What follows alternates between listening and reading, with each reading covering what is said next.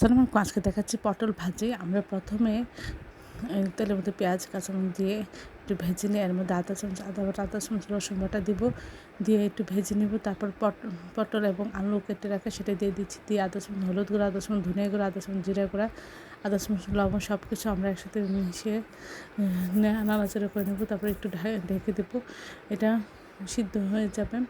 সব কিছু সিদ্ধ হয়ে গেলে আমরা বারবার একটু নাড়াচাড়া করে নেব যেন নিচে লেগে না যায়। এটা ভাত রুটির সাথে খেতে অসম্ভব মজা হয়।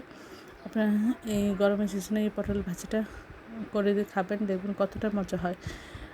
বারবার এভাবে নাড়াচাড়া করে দিলে নিচে লেগে যাবে না এবং একটু প্রয়োজন হলে ঢেকে দেবো যেন সিদ্ধ হয়ে যায়।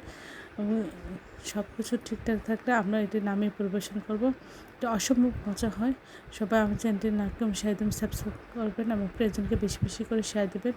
আমার চ্যানেলে সব রকম রান্নার রেসিপি রয়েছে, আশা করি দেখাচ্ছি ডিম দিয়ে পটল রান্না। আমরা প্রথমে এখানে একটা ডিম ভেজে নিচ্ছি, নিয়ে কুচি কুচি করে কেটে নিচ্ছি। এখন আমরা কেটে রাখা আলু এবং পটল আমরা কিছুটা তেলের মধ্যে ভেজে নেব। ভেজে নিয়ে উঠিয়ে রাখবো।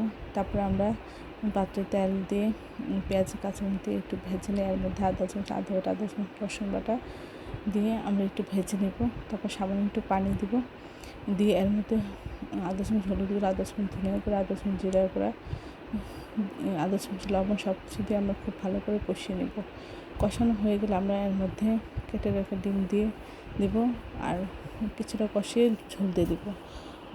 ঝোলটা কবে মাখা মাখা হয়ে গেলে আমরা নামিয়ে পরিবেশন করবো।